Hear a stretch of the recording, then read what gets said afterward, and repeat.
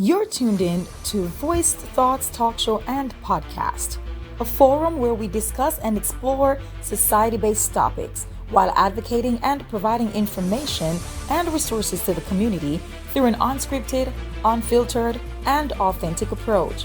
Listen on Spotify, iHeartRadio, Amazon Music, and Apple Music. Watch us on YouTube. Join our Facebook group. Follow us on social media, Instagram, TikTok, and Facebook at Voiced Thoughts Talk Show and Podcast, your society-based channel. Welcome once again to Voice Thoughts Special Edition. I'm your host. My name is Danette Mahabeer-Turner. We are live on Facebook, and this particular episode will also be live on our YouTube channel, and you can also find it later on Spotify, Amazon Music, Apple Music, and iHeartRadio. So today we have a very special guest with us. We're going to be talking about bridging gaps and building trust. Welcome to the show, Dujuan Thomas. Thank you so much for having me. Yes. And I got the special edition live version, so I like it. So, you know, it's unedited, it's unscripted, it's right. Unfiltered. We're going to talk some things. We want to put you in the hot seat today with just a few days left for the election. Yes. So you are running for Paducah City Commissioner, right? Tell us about your background and why you believe that you are qualified for this position. Definitely. So my background, as many know, I did get my master's degree in legal studies from American University, Washington College of Law, with a focus in U.S. government legislation. It's a mouthful, but right now I'm the only candidate with the legal background and any knowledge in local, state, and federal government operations outside of people that are already elected. And with that, you know, it's not that I'm better than anybody. I think we need a strong, diverse team in office. We have people from business backgrounds, PR backgrounds, and different things like that. So having someone with legal knowledge that can help with some of the decisions being made, because, you know, I'm out in the community all the time, and people tell me they don't like what's going on with some of these decisions. And even myself, I look at them, I'm like, it could have been switched up a little bit. We could have had clauses here, different things. So I just want to kind of bring that level of expertise to the city and just be a team player. I love that. Thank you so much for sharing. Now I'm just going to ask this other question, which goes with your response previously. Is there anything else that sets you apart from others running for office? Definitely. So one question I always get asked is, what makes you different than the other people running for office? And my answer to them is always this, like, I'm just like all of you. Like, I grew up on the side of town where my road was cracked. There was grass growing through the curbs, like stuff like that. You know, I deal with the same frustrations that several people have dealt with. And not saying some of the others in office don't deal with or haven't dealt with those situations, but right now I'm currently dealing with it. So I have a heart and I understand where people are coming from and why they want change, why they want progress in their neighborhoods. Because over the past couple of years, I can even say it, like, it's only certain neighborhoods that have gotten attention, and they've gotten better, you know, in more recent time dealing with some of the other underprivileged communities, but still, there's still that lack. I walked down the south side a couple weeks ago.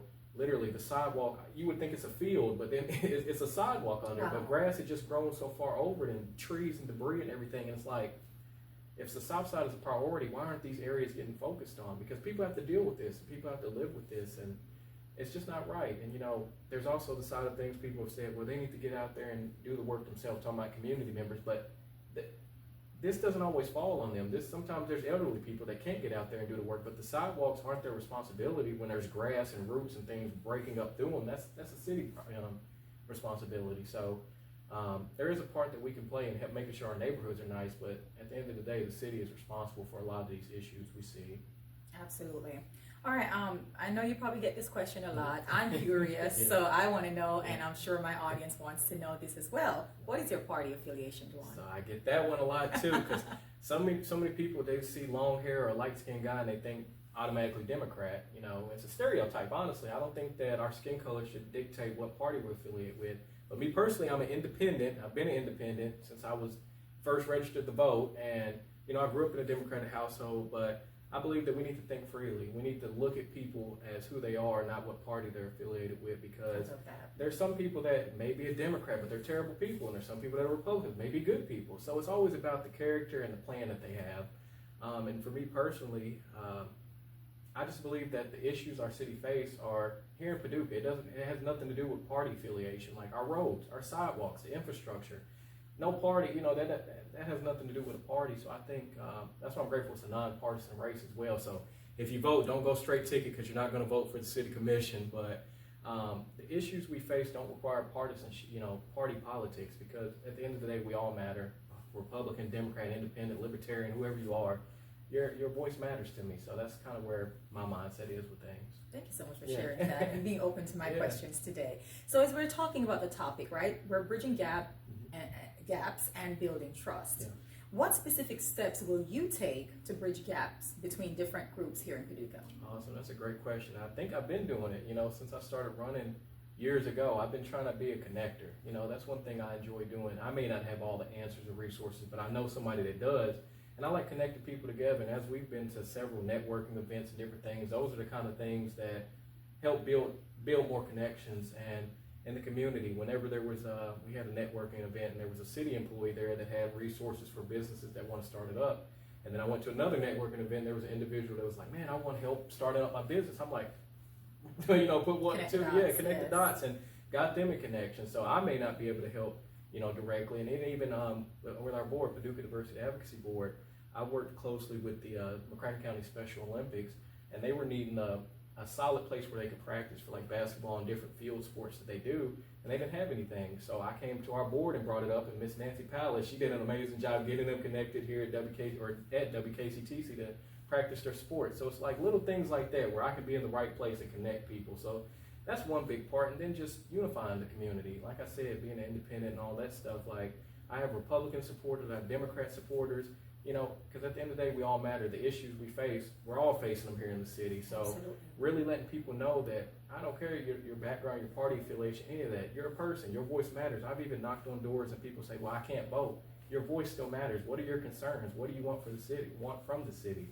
So that's kind of the mindset I take with bridging the gaps. And did you say building trust in there too?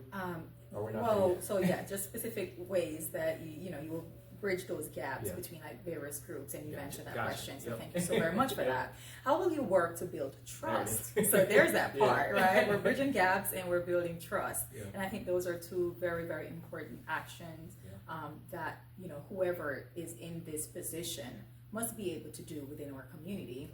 So how will you work to build trust between local government and the residents? Definitely. So that's a big one too, because a lot of people don't trust the government, which is sad because I think we have people in office that do have a heart for the community. So for my part, I know I'm going to be in the community. I've been campaigning being at everything I can be at. That's not going to stop when I'm elected. I'm going to be at everything I can be at, because that's what you're putting me in this position for, not just to sit behind a desk and meet 2 times a month.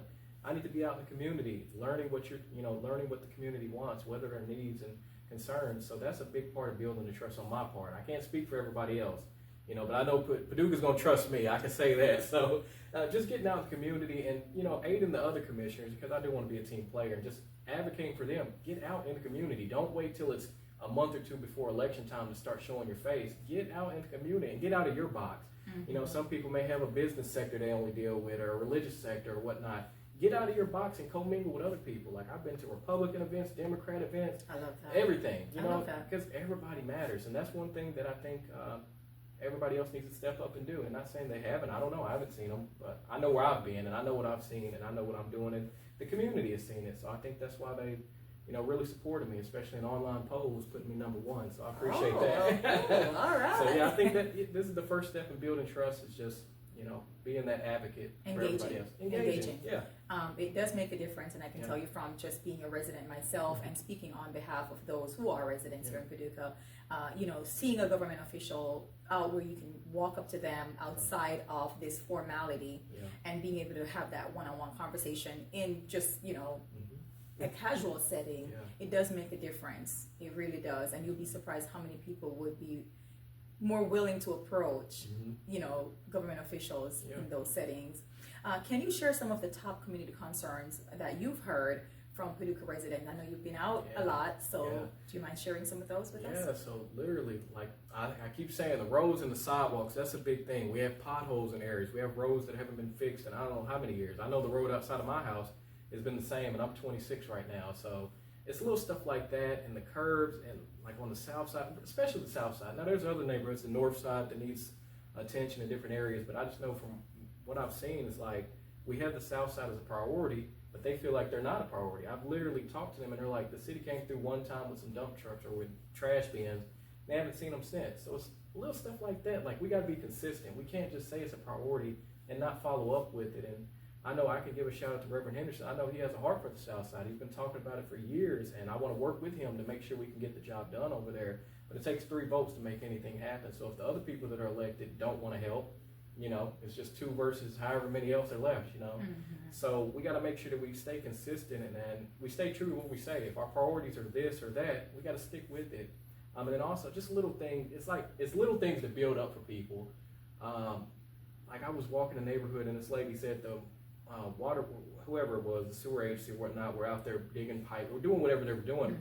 And she's like, "What are y'all doing in my yard?" And they're like, "Oh, the homeowner was notified." And she's like, "I am the homeowner. I wasn't notified." So it's like little stuff like that builds up for people, and that goes back to trust and different things and transparency. So, and also like the Greenway Trail. It's so much. I could go on and on and on from stuff I hear from people, but like the Greenway Trail, it was shut down for the sports park. I remember seeing that. And people were upset because like this is the perfect weather for walking and everything, and now it's closed down, and we weren't notified about it in a timely manner. Or why didn't we have any input to say, hey, why don't y'all not do this? Why don't y'all not close this down and work on that side of the field or whatnot or whatever they were doing?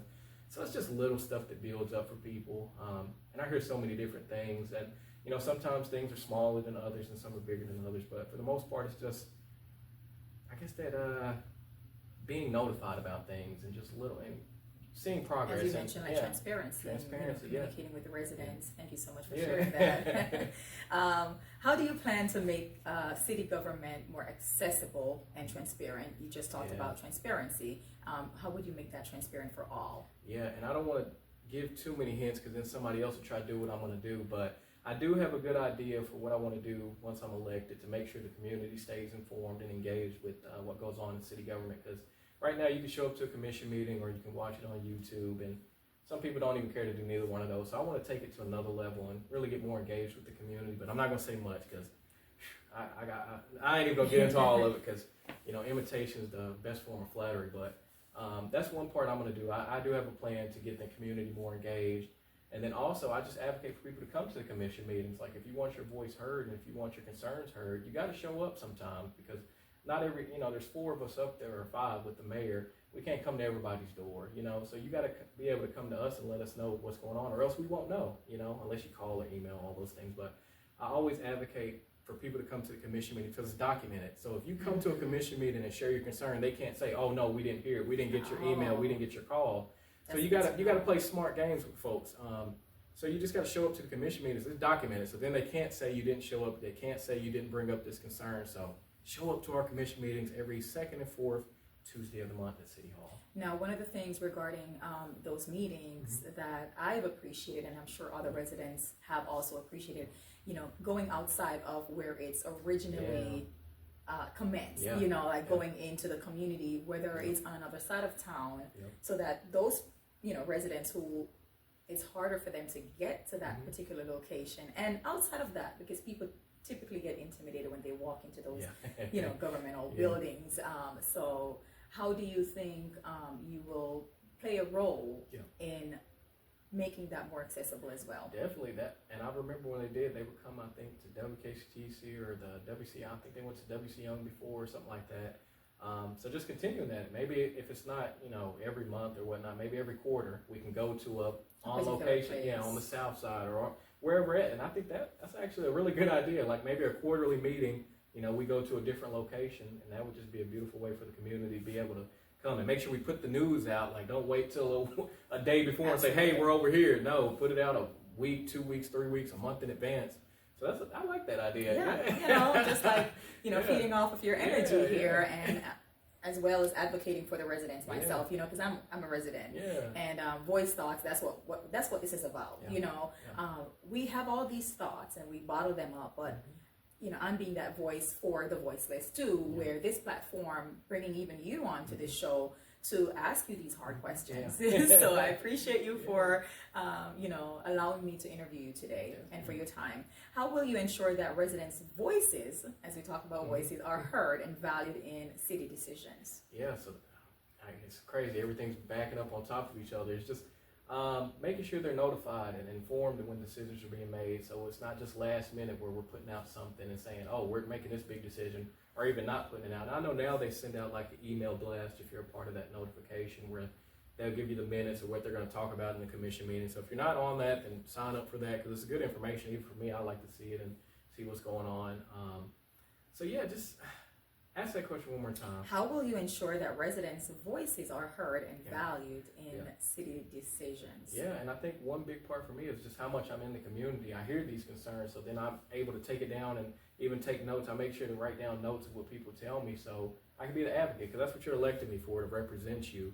So I want to go to those commission meetings, and if it's something that I can bring up, I want to bring it up, on behalf of people. But you can't just make me a scapegoat for everything, because some people would reach out, even in the past elections, and like they have these huge concerns, and they want me to go out there and be the spearheaded. But I'm like, whoa, come on! You just want me to go by myself, and I'm not even, you're passionate about numbers. Yeah, and you're passionate about it. I'm just trying to be an advocate for you, but you can't just put me out there to get, because you think I'm gonna be a firecracker or argue with folks. Like that's, unprofessional.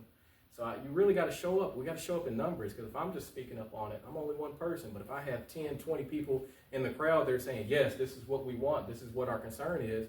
That's how things get done. So I just got to reiterate, I'm only one person. And I do have a heart for everybody, but I can't do everything with it. It takes 3 votes. I got to keep reiterating. And I've heard that ever since I started running. It takes 3 votes, 3 votes, 3 votes. So yeah, we need community input, and that can sway those 3 votes and make sure things get done. Awesome. Thank you so much for sharing that. And I just want to add, I'm sure I've heard so many different candidates, during this season, reiterate the fact that not every concern can be heard.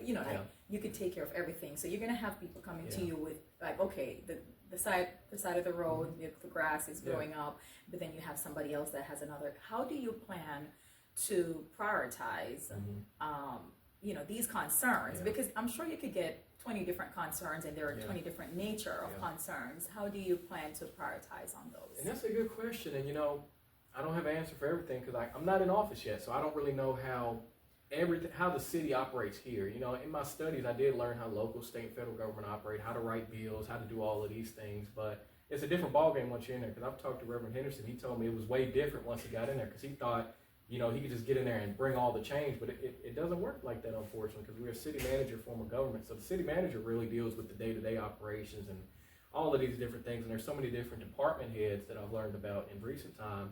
So there's it's complex. It really is. For it to be small government, it is kind of complex. So prioritizing, and that was a concern, I think even when I ran back for mayor, like how to prioritize what areas get rehabilitation, what areas get the sewer or the stormwater drains. And I don't know how they do it. I don't know how they pick that, but I know there's certain areas that haven't had any care in decades. So maybe starting there, because I know recently they fixed, what's that? Not Park Avenue, but the road right outside of here. Oh my gosh, how am I forgetting the name? But it's an affluential area is what I'm getting at. It's where $1 million homes are. That road gets priority when there's roads on the south side that haven't been fixed in decades, like I said. And that road, it's a busy road, so I understand that. Even like Jefferson Street, it was recently resurfaced, but Jefferson Street didn't have any potholes in it. Now it's nothing. I don't think there's anything wrong with fixing those areas, but our priority is the south side, underprivileged areas. But then you're fixing these wealthier neighborhoods first, and how do they choose that? That's my question. Like how are y'all prioritizing this? Because I don't understand. Because in my mind, I'm thinking these underserved neighborhoods that don't have anything, that should be priority. Fix those up and then build up along the way. Because Jefferson Street, like I said, it didn't have potholes unless I missed them, but I haven't seen potholes in Jefferson Street. So it's little stuff like that. Like there's areas that need it that aren't getting it, but there's areas that are okay that are getting it. So. Right. Okay. Well, we appreciate your feedback on that. All right. So what actions will you take to improve the resources for the homeless and low-income families in Paducah? Definitely. So homelessness has been a big thing for me, running every campaign really, and especially veterans that are homeless, because, we got to take care of our vets. But to those that are facing homelessness, I've dealt with so many organizations. I've worked at the Warming Center. I've worked with Paducah Cooperative Ministry. I've been to meetings where it's talked about homelessness that was hosted by PCM, but there was an organization from Louisville that came down. I can't think of their name. So I've been involved in several meetings about these things, and I think the city could do more. Without diving into too many details, there's an organization here that helps so many people, especially homeless and underserved and people in poverty, but they only get, I'm just going to say, for example, $10,000, whereas like the Columbia Theater is getting $500,000 for a facade of the building, which, okay, that's cool, but you're only giving $10,000 to an organization that is taking care of our families that need it most. That doesn't make sense to me. It really doesn't. And if our priority, because I think their new priority for the city includes homelessness, how is that a priority and you're only giving them pennies compared to a facade for an old theater? That fires me up, because I'm like, what are y'all doing? Where are your priorities? Mm-hmm. And that's the kind of stuff that really makes me upset, because I've been out here. In the community kitchen, I served there, and just getting to talk to people. I sat down, ate lunch with them after I served them, and they were just telling me so many things of situations they did when I even have a family member that's homeless right now in the city. And it's sad. It's heartbreaking. And there's organizations here that want to make a difference, but they're getting the runaround by the city, and that's terrible. That honestly is. So that's one thing that I'm going to make a difference for, because why are we saying this is a priority, but we're only giving pennies to the organizations that want to take care of our community? And that takes a burden off the city, because with one of these organizations, what they want to bring, the city won't have to manage it. They won't have to do anything. This organization is going to take care of everything. They just need the funding. It's a no-brainer. It really is. But if our priorities are not in the right place and we're just saying these things, because talk is cheap. And I'm tired of talking. A lot of people are tired of talk. So that's one thing. I'm an action man. I want to have action, and I want to do it in the right way. Like, I don't want to get in there, argue, fight. Like, if this is our priorities, we need to do it. So that's one of the things I want to do is with the homelessness, is just continue to advocate and continue to serve. And like I told the community kitchen, after I'm elected, I'm not just coming here because it's election season. I will be back to serve as a commissioner, because I enjoyed that. It was fun, honestly. And it gives you an opportunity to talk with the homeless community as well. Definitely. And, how you can advocate and represent them. Yeah. So it was a beautiful thing, and enjoyed every conversation. And it's interesting how many people already knew me. Like, as soon as they saw me in there serving, they're like, "That's Dujuan," and it's a beautiful thing, to know that people from all walks of life are seeing what I'm doing and they appreciate it. And that is a beautiful thing. It really is. Thank you so much for sharing that. Can you provide examples of past community engagement experiences that have shaped your campaign? I know you mentioned just now, like the community kitchen and different things. Are there any other community engagement events that helped to shape your campaign? Definitely. So, like I said, with the community kitchen, the warming center, PCM, those have been some major organizations that I've worked with that have really shaped my passion for wanting to serve the underserved. Because we have a lot of underserved people, and maybe not even just homeless, but people that are in poverty, that need resources, that need food, that need affordable housing. And that's a big thing right now, is affordable housing. And there's been a lot of talks about that, but it's like, are we just going to talk about it, or are we going to make it happen? And there's an organization that's doing houses on the south side, and I don't know how many people they can do a year, whatnot, how many houses, but also tiny homes is a thing. Like, we need tiny homes, but the city doesn't like the term tiny homes. And I can understand we don't just want a village of just, tiny homes and whatnot, but there's certain areas in town that we could put something like that, make them affordable housing. They don't got to be exactly tiny homes, but affordable housing that is smaller, on the smaller side. And even with the HUD housing, like the, I can't think of the name, but the housing authority, building more residentials like that. So that's I'm getting off topic, because affordable housing. You're very passionate. Yeah, that's definitely. One thing we could say. So give me a question one more time. Providing examples of past community engagement that helps to shape your campaign. Yeah. So you've answered that. Believe it or not, you're answering the questions. Yeah. You're very passionate. Sure. And of course, I want to give you this platform to be able to talk about all the areas why you're running and who you're advocating for, so that viewers and listeners can appreciate this segment. Definitely. It's a special edition, right? So what is your vision for a more unified Paducah, and what first steps would you take to achieve that? And that's a great question. I think I'm taking the steps now, with this whole campaign, just being everywhere and people seeing my face and knowing, like, hey, this guy's really for us. So but I can only speak for myself. Like, the team of commissioners, it's a team. We have to be on the forefront as a team. So making the team more unified is just ensuring we're all on the same page when it comes to these priorities. I got to keep hitting on the priorities, because we're going to say this is a priority. We got to stick to it. We can't just come to every meeting and then talk for an hour about pickleball when we're supposed to be dealing with the homeless pandemic or whatever, homeless epidemic, whatever you call it. So that's one thing I want to do, is just try to advocate with the other people elected. We got to be on the same page, and we can't just keep saying, oh, this is a priority, and not actually dealing with it. So that's one way I want to do it. And just continue to be in the community on my behalf, for the city, and just letting them know, like, hey, I'm for you. If nobody else is, I'm for you. So I think that's one way I'm going to keep moving forward, and just letting everybody know you matter. No matter party affiliation, race, anything, sexual orientation, all that. y'all matter. Your voices matter. Even if you don't vote, you matter. So that's what I want to keep, pushing forward. I love that. I'm going to put my little cue cards away because I want to, really get real with you. So I'm a domestic violence survivor, and October is Domestic Violence Month. It's not like we want to just do things in May for Mental Health Month or October for domestic violence, etc. Right? Today, actually, 5 p.m. today, we'll be hosting a walk, and I call it the first annual because I want this to be something that's recurring every year in October, a domestic violence walk. What are your inputs or thoughts? Because we talk about, and there's so many different areas that we could talk about. We could talk about homelessness. We could talk about poverty. We could talk about so many different things, unemployment and different things like that. What about mental health awareness and domestic violence? Just your thoughts on that. Definitely, and I think the city, they've taken more steps recently. Like I've seen they've, recognized like the mental health back in May and different things. And just moving forward, we got to continue that. We got to continue recognizing these issues, and people that are going through these things. And, I can only speak from, I guess, my passion, because I'm more closely connected with the underserved and everything. I'm not really connected with, I guess, more domestic violence or the mental health side, which mental health plays into a lot of, it's really like a big triangle, with a lot of these things. But honestly, I think just recognizing that and showing up, we got to show, like today at the walk, it's just little stuff like that to let people know they're heard and they're recognized, and like these are they're real. Supported. They're supported. That's the word I'm looking for. Yeah.